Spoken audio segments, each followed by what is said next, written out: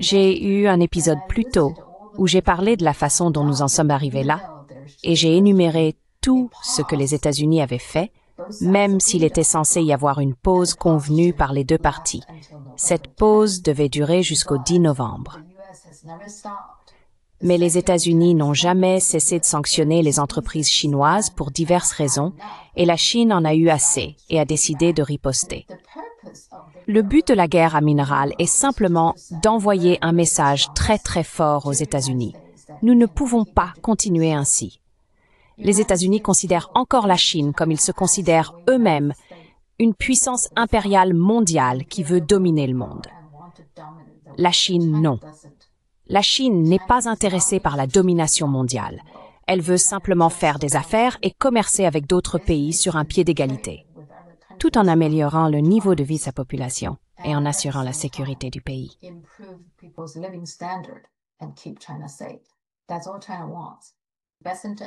C'est tout ce que la Chine veut. Bezant et le représentant au commerce, Greer, ont tenu une conférence de presse. Fait intéressant, Lutnick était absent, ce qui confirme probablement les rumeurs selon lesquelles Trump n'est pas satisfait de lui. Lors de cette conférence de presse, Bezant et Greer ont dit beaucoup de choses qui ont attiré l'attention en Chine. L'une d'elles fut lorsque Bezant a mentionné que le représentant chinois au commerce, Li Chenggang, avait été, selon lui, très grossier, irrespectueux et même menaçant. Il a même exigé que la Chine le renvoie et le remplace par quelqu'un d'autre. Il y a donc eu beaucoup de discussions et de rumeurs sur ce que Li Chenggang avait exactement dit. D'après les médias américains, l'une de ses déclarations aurait été « Si vous facturez les droits portuaires à tous les navires et bâtiments fabriqués en Chine, il y aura un feu venu de l'enfer. »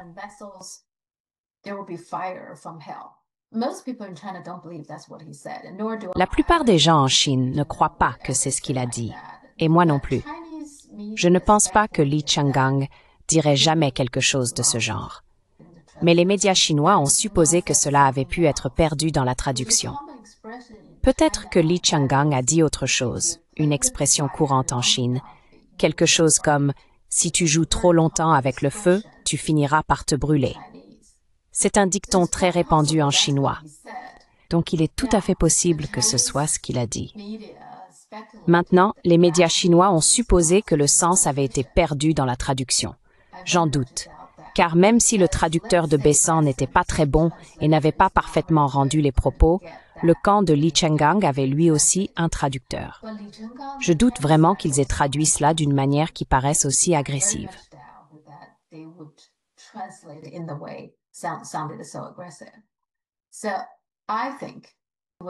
Je pense donc que lorsque Bezant a affirmé cela, il était lui-même très en colère et frustré, et qu'il a exagéré. Il est même possible que ce soit ainsi qu'il soit souvenu des paroles de Li Chenggang, bien qu'il ne soit tout simplement pas plausible que Li Chenggang ait pu dire une chose pareille. La question est alors, pourquoi ces droits portuaires sont-ils si importants pour la Chine?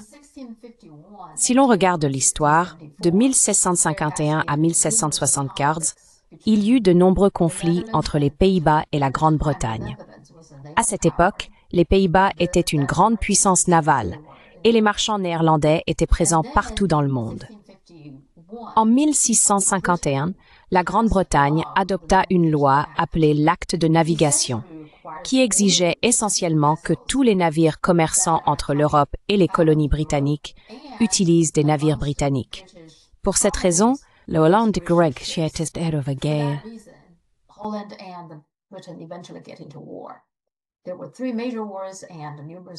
Il y a eu 3 grandes guerres et de nombreux conflits plus petits jusqu'en 1775, et cela a pratiquement marqué la fin de la domination néerlandaise. Cela a ouvert la voie à l'essor de l'Empire britannique.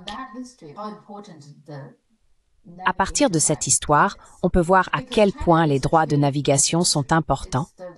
La Chine est un pays commerçant, c'est le plus grand partenaire commercial de plus de 140 pays dans le monde, donc le commerce est assurément essentiel. Lorsque l'on impose ce type de frais, cela nuit à la fois au commerce chinois et à la construction navale chinoise. Actuellement, environ 70% des navires du monde sont fabriqués en Chine. C'est donc véritablement une ligne rouge pour la Chine, et c'est pourquoi elle a riposté avec son arme la plus puissante, les terres rares.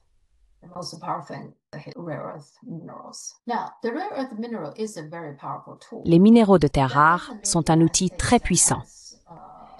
Mais cela ne veut pas dire que les États-Unis n'ont rien pour riposter. Alors, quelles sont les mesures les plus extrêmes que les États-Unis pourraient prendre? J'espère que nous n'en arriverons pas là, mais c'est une possibilité réelle dont nous devons discuter. Quelques exemples. Comme avec la Russie, les États-Unis pourraient exclure la Chine du système SWIFT, et cela nuirait certainement à la Chine. Mais pour l'instant, plus de la moitié du commerce chinois se fait déjà en RMB.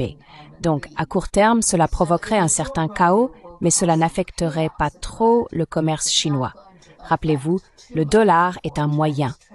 En soi, il ne signifie rien. Ce n'est qu'un intermédiaire pour les biens.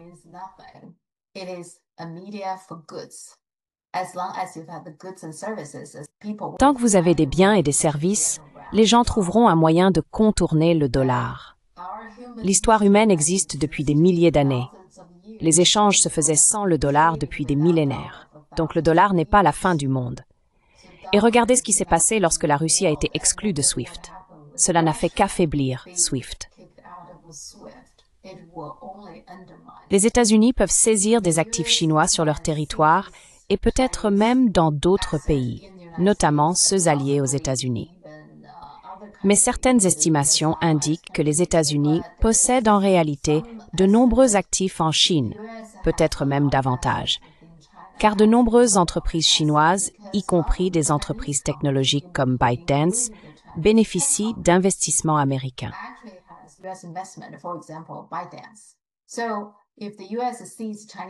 Donc, si les États-Unis saisissent des avoirs chinois sur leur territoire, la Chine pourrait faire la même chose et cela pourrait éventuellement nuire davantage aux États-Unis. Une autre mesure que les États-Unis pourraient prendre serait de refuser de rembourser leurs dettes. La Chine détient actuellement environ 700 milliards de dollars de dette américaine. C'est très peu comparé à la dette totale des États-Unis, qui s'élève à 37 000 milliards de dollars. Mais cela nuirait certainement à la réputation des obligations américaines et entamerait la confiance des investisseurs dans la dette et les bons du Trésor américain. Une autre option consisterait à radier toutes les entreprises chinoises de la bourse de New York. Cela nuirait très peu à la Chine. Certaines entreprises pourraient avoir des difficultés à lever des fonds, mais les banques chinoises pourraient les aider. Dans l'ensemble, cela ne portera un grand préjudice à la Chine.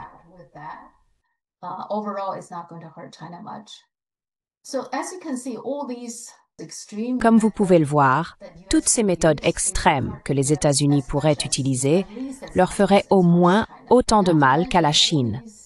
Sans parler du fait que toutes ces mesures financières extrêmes affecteraient le marché boursier, le marché des changes et le marché obligataire. Quand Besson parle d'expulser tous les étudiants chinois et d'arrêter l'achat d'huile de cuisson, ces étudiants chinois contribuent en réalité au PIB des États-Unis. Donc, les expulser ne nuirait pas vraiment à la Chine. Cela nuirait en fait aux États-Unis. Quant à l'huile de cuisson, je ne sais pas ce que cela changerait. Honnêtement, cela me montre simplement que Besson n'a plus de cartes à jouer.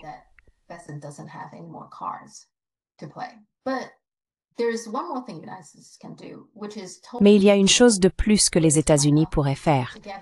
Se découpler totalement de la Chine avec leurs alliés et bloquer également des voies maritimes importantes. Actuellement, 12 routes maritimes clés ont été identifiées. Les États-Unis disposent de bases militaires dispersées dans la plupart de ces zones, sauf en Indonésie. Mais le fait d'avoir une base ne signifie pas qu'ils peuvent facilement bloquer ces routes. Par exemple, le détroit de Bab el-Mandeb est actuellement contrôlé par les Houthis. Les États-Unis n'ont toutefois pas besoin de toutes les bloquer. Le détroit de Malacca, par exemple, est extrêmement vital. Si les États-Unis bloquaient celui-là, cela causerait de graves problèmes à la Chine. Et cela signifierait la guerre, car la Chine enverrait des navires de guerre pour protéger ses navires marchands.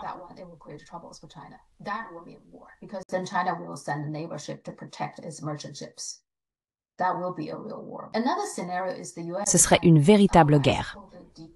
Un autre scénario serait que les États-Unis et leurs alliés se découplent totalement de la Chine, en supposant que ce soit même faisable, et que tous les alliés des États-Unis cessent de commercer avec la Chine, ce qui est loin d'être certain.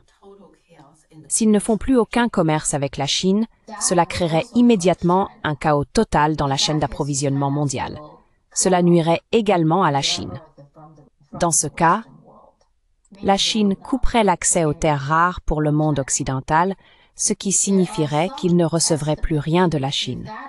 Certaines estimations indiquent que si la Chine cessait de fournir des minéraux de terres rares aux pays occidentaux, leurs réserves pourraient durer environ 6 à 9 mois.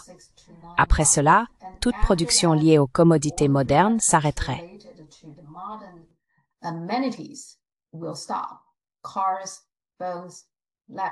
Voitures, téléphones, ordinateurs portables, appareils électroniques, téléviseurs, tout. Toutes ces choses cesseraient d'être fabriquées dans les pays occidentaux. Dans le meilleur des cas, dans 5 ans, les pays occidentaux commenceraient soit à produire eux-mêmes des terres rares, soit à trouver des alternatives. C'est le meilleur scénario possible. Pendant ces 5 années, la Chine travaillera presque certainement avec le Sud global, avec les pays d'Asie du Sud-Est, d'Afrique et d'Amérique du Sud, pour les aider à se développer et à dépasser les pays occidentaux. Ainsi, 5 ans plus tard, et encore une fois dans le meilleur des cas, le monde sera un endroit très, très différent. J'espère que le président Trump le comprend.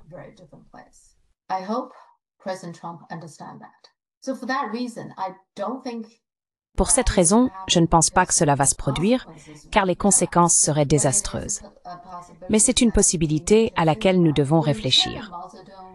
Lorsque le président Mao Zedong réfléchissait à la guerre de Corée, il a dit ceci. Les impérialistes américains sont très arrogants. Ils ne raisonnent pas tant qu'ils peuvent s'en tirer ainsi. Lorsqu'ils commencent à raisonner, c'est parce qu'ils y sont contraints. Le secrétaire turc Basseh et le vice-premier ministre chinois He Lifeng négocient actuellement en Malaisie. J'espère que les États-Unis ont commencé à raisonner. Nous verrons bien, et je suivrai la situation pour vous tenir informé. Si vous aimez mon émission, veuillez cliquer sur le bouton j'aime et vous abonner. J'ai toujours hâte de lire vos commentaires. Merci.